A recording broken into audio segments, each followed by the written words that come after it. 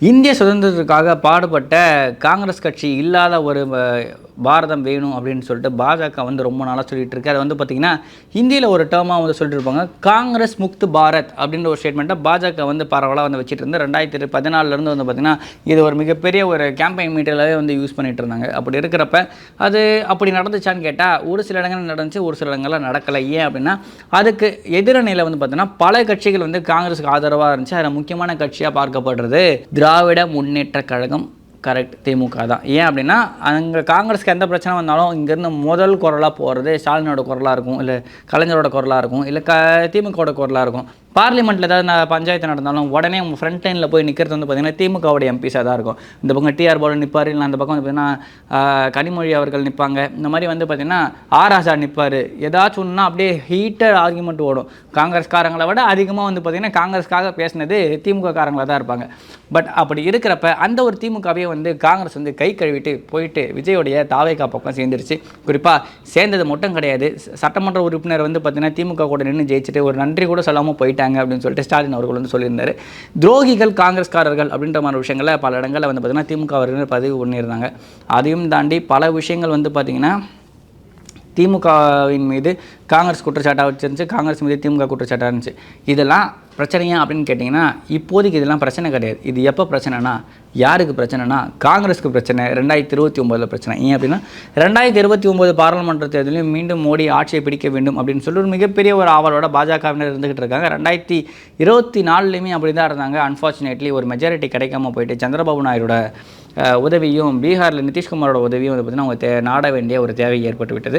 அப்படி இருக்கிறப்ப 2029 திருப்பி ஒரு ஃபுல் சாலிட் மெஜாரிட்டியோடு நாங்கள் ஜெயிக்கணும் அப்படின்ற ஒரு முனைப்பில் பாஜகவினர் இருந்துகிட்டு இருக்காங்க.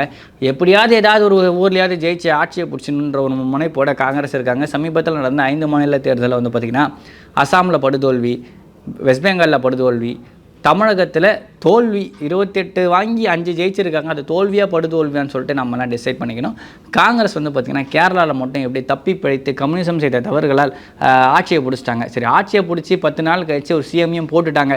அப்படி இருக்கிறப்ப 2029 இவங்க என்ன பண்ண போகிறாங்கன்னு கேட்டிங்கன்னா திருப்பி யார் தலைமையில் ஆட்சியை பிடிக்க போகிறாங்க, யார் கூட்டணியோட காங்கிரஸ் வந்து இருக்க போகுது அப்படின்னு கேட்டிங்கன்னா ஹைப்போதெட்டிக்கல் கொஷின். ஏன் அப்படின்னா 2024 வந்து ராகுல் காந்தி தலைமையிலான காங்கிரஸ் அப்படின்னு போகிறதுக்கே பல பேர் வந்து விருப்பப்படல. சில பேர் கார்கேவை தான் வந்து பார்த்திங்கன்னா பிஎம் ஆகணும் அப்படின்னு சொல்லியிருந்தாங்க. குறிப்பாக தலித் பேக்ரவுண்ட்லேருந்து வரதுனால அவர் வந்து ஒரு பிஎம் ஆகணும், ஒரு தலித் பிஎம் ஆகணும் அப்படின்ற மாதிரி விஷயம் சொல்லியிருந்தாங்க.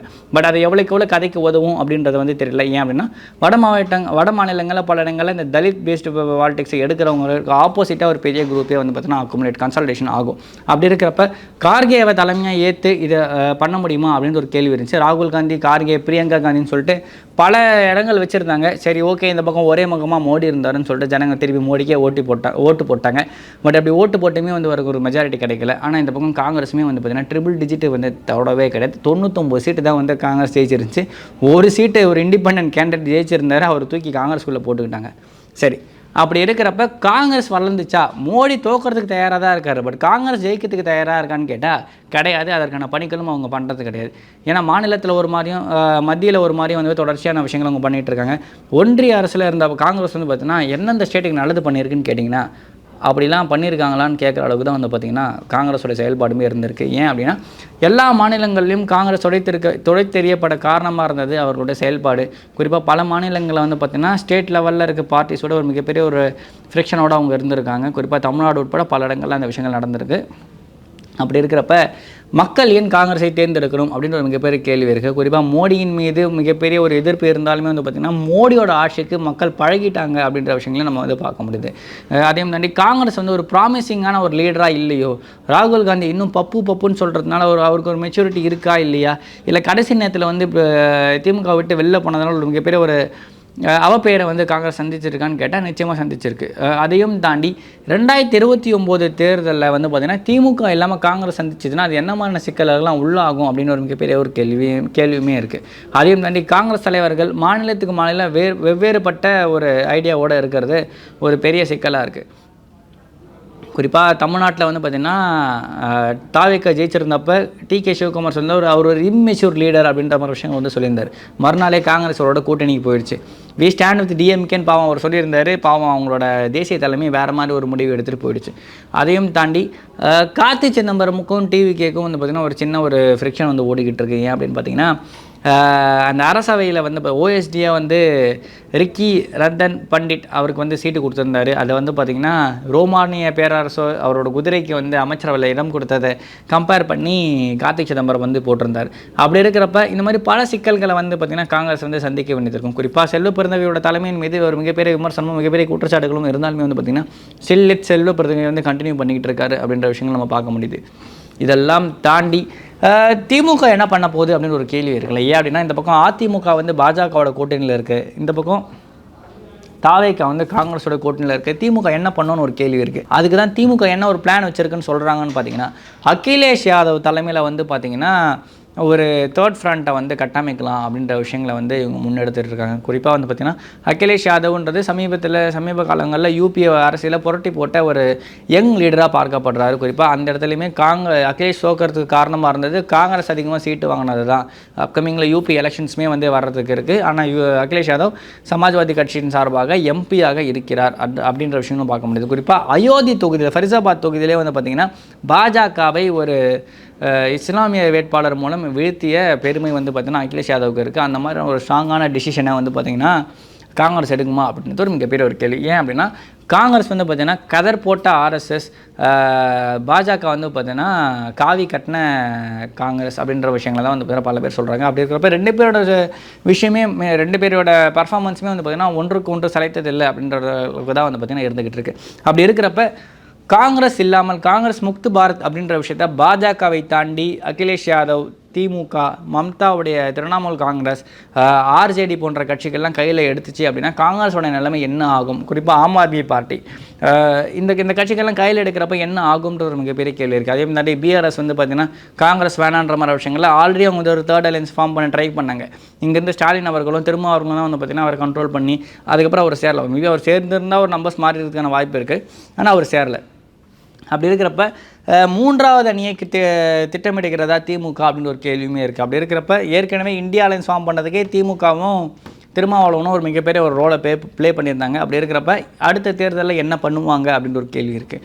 அப்படியே ரெடி பண்ணாலுமே பாஜகவை எதிர்க்கும் அளவுக்கு ஒரு மிகப்பெரிய ஒரு கேண்டிடேட் அவங்க பிடிச்சி போடணும். மோடியை எதிர்க்கிற அளவுக்கு ஒரு மிகப்பெரிய ஒரு கேண்டிடேட் அவங்க பிடிச்சி போடணும். இப்போதைக்கு இருக்க ப்ராமிசிங்கான யங் கேண்டிடேட் அப்படின்னு பார்த்தீங்கன்னா அகிலேஷ் யாதவ் தான் வந்து பார்க்கப்படுது. குறிப்பாக அடுத்து வரப்போகிற யூபி தேர்தலில் வந்து பார்த்திங்கன்னா அகிலேஷ் யாதவோட தலைமையிலான சமாஜ்வாதி கட்சி யோகி ஆதித்யநாத்துடைய கட்சியை வந்து ஆட்சியை வந்து வீழ்த்தி ஆட்சியை பிடிக்கும் பட்சத்தில் அகிலேஷ் யாதவுக்கான பிரதமர் வாய்ப்பு அப்படின்றது பிரகாசமாகவே இருக்கும். ஏன் அப்படின்னு பார்த்திங்கன்னா அதுக்கப்புறம் ஒரு 2 வருஷம் வந்து ஸ்டேட்டில் ஆட்சி பண்ணுவார். ஒரு நல்ல ஒரு ப்ராமிசிங்கான ஃபேஸ்க்கான வால்யூவுமே இருக்குது. இந்த பக்கம் அரவிந்த் கெஜ்ரிவாலும் அந்த லிஸ்ட்டில் இருக்கார். ஏன்னா அரவிந்த் கெஜ்ரிவால் வந்து பார்த்திங்கன்னா அந்த லிக்கர் ஸ்கேமில் வந்து குற்றமற்றவர், என்னது போதிய ஆதாரங்கள் இல்லை அப்படின்னு சொல்லிட்டு விடுவிக்கப்பட்டார். இப்போ அரவிந்த் கெஜ்ரிவாலுமே வந்து ஒரு மிகப்பெரிய எதிர்பார்ப்போடு இருக்கார். குறிப்பாக அப்கமிங்கில் பஞ்சாப் எலெக்ஷன்ஸுமே இருக்குது. பஞ்சாபில் இப்போ ஆம் ஆத்மி பார்ட்டி ரூலிங்கில் இருக்குது. இதையும் தாண்டி இன்னும் பல கட்சிகள் வந்து இருக்குது. என்சிபி சரத்பவாருடைய என்சிபி கட்சி இருக்குது. இந்த மாதிரி பல இடங்களில் சின்ன சின்ன கட்சிகள்லாம் வந்து பார்த்திங்கன்னா பெரிய அதிருப்தியோடு இருக்காங்க. இப்போ காங்கிரஸ் இல்லாத பட்சத்தில் கேரளாவில் கம்யூனிஸ்ட்டும் வந்து பார்த்திங்கன்னா ரொம்ப எஃபெக்டிவாக வந்து செயல்படுறதுக்கான வாய்ப்பு இருக்குது. வெஸ்ட் பெங்காலில் இருக்க கம்யூனிஸ்ட்டை கொஞ்சம் கன்வின்ஸ் பண்ண வேண்டிய சுச்சுவேஷன்ஸ் இருக்கும். அதையும் தாண்டி வடகிழக்கு மாநிலங்களில் ஒரு சில கட்சிகள் வந்து காங்கிரஸ் இல்லாத கூட்டணியில் சேர தயாராக இருக்குது. இப்போ மூன்றாவது அணியை கட்டமைக்குமா திமுக அப்படின்றது ஒரு மிகப்பெரிய ஒரு கேள்வியாக இருக்குது. இப்போது காங்கிரஸ்க்கு என்ன ஒரு பாசிட்டிவான விஷயம் இருக்குதுன்னு பார்த்தீங்கன்னா விஜய் தலைமையில் ஒரு தென்னகத்தில் மட்டும் ஒரு அணி அமைச்சாங்க அப்படின்னா கேரளா, பாண்டிச்சேரி, தமிழ்நாடு, கர்நாடகா, ஆந்திராவில் ஒரு சில பகுதிகள் அப்படின்னு சொல்லிட்டு இங்கெல்லாம் விஜயோட இன்ஃப்ளூயன்ஸ் யூஸ் பண்ணி ஜெயிச்சிட முடியும் அப்படின்ற விஷயங்களை காங்கிரஸ் வந்து தீர்க்கமாக நம்புது. விஜயே எப்படி ஜெயிச்சார் அப்படின்றத இன்னும் மக்களால் நம்ப முடியாமல் இருக்கிறப்ப காங்கிரஸ் வந்து விஜய் எப்படி நம்புதுன்றது ஒரு மிகப்பெரிய ஒரு கேள்வி இருக்குது. ஒரு விஜய் ஃபேக்டர் வந்து பார்த்திங்கன்னா தமிழ்நாடு ஃபுல்லாக ஸ்வீப் பண்ணி ஒரு 108 சீட்டை ஜெயிக்கிறதுக்கு வாய்ப்பு இருந்துச்சு. அது மாதிரி ஏன் வந்து பார்லிமெண்ட் ஜெயிக்காதா அப்படின்னு கேட்டிங்கன்னா ஸ்டேட் எலெக்ஷன் வேறு, சென்ட்ரல் எலெக்ஷன் வேறு. ஸ்டேட்டில் பாஜக வேணுமா வேணாவா, பாஜக வேணான்னு முடிவு பண்ணி தான் அதிமுகவை வந்து பார்த்திங்கன்னா மக்கள் வந்து ஒரு படுதோல்வி கொடுத்துருக்காங்க. பல முன்னாள் அமைச்சர்கள் தோற்று போயிருக்காங்க. திமுகவோட ஆட்சி சரியில்லை, இந்த பக்கம் அதிமுகவும் சரியில்லைன்னு சொல்லிட்டு தான் திமுக ஆட்சியிலையும் பல பேர் வந்து தோற்று போயிருக்காங்க, குறிப்பாக முதல்வர் உட்பட தோற்று போயிருக்காங்க. இப்போதைக்கு தாவேகா மட்டும்தான் பேலன்ஸ். நாங்கள் அவங்களோட போயிட்டாங்க, நாங்கள் வந்து தூய சக்தி ஆகிடும்னு சொல்லிட்டு காங்கிரஸ் வந்து முடிவு பண்ணிச்சுன்னா அதை மக்கள் நம்புவாங்களான்னு கேட்டால் ஒரு மிகப்பெரிய கேள்வி தான். ஏன் அப்படின்னா காவேரி விவகாரத்தில் காங்கிரஸோட நிலைப்பாடு என்ன? அன்ஆன்சர். கச்சத்தீவு விஷயத்தில் உங்களோட நிலைப்பாடு என்ன? அன்ஆன்சர். நீட் விஷயத்தில் உங்களோட நிலைப்பாடு என்ன? அன்ஆன்சர். இந்த மாதிரி பல விஷயங்கள் இருக்குது. குறிப்பாக 2G ஸ்கேம்லாம் வந்து பார்த்திங்கன்னா திமுக மீது தாவேக்காவினர் கை காமிச்சாங்கன்னா பக்கத்தில் இருக்க காங்கிரஸ் கவர்மெண்ட்டில் தான் இருந்துச்சு. கோல்கேட் ஸ்கேம் ஆகட்டும் சரி, இந்த மாதிரி பல ஸ்கேம்ஸ்லாம் வந்து பார்த்திங்கன்னா காங்கிரஸ் தான் காரணம் அப்படின்னு சொல்லிட்டு பாஜக காரங்களே சொல்லுவாங்க. தாவேக்காரங்க என்ன பண்ணுவாங்கன்னு ஒரு கேள்வி இருக்குது.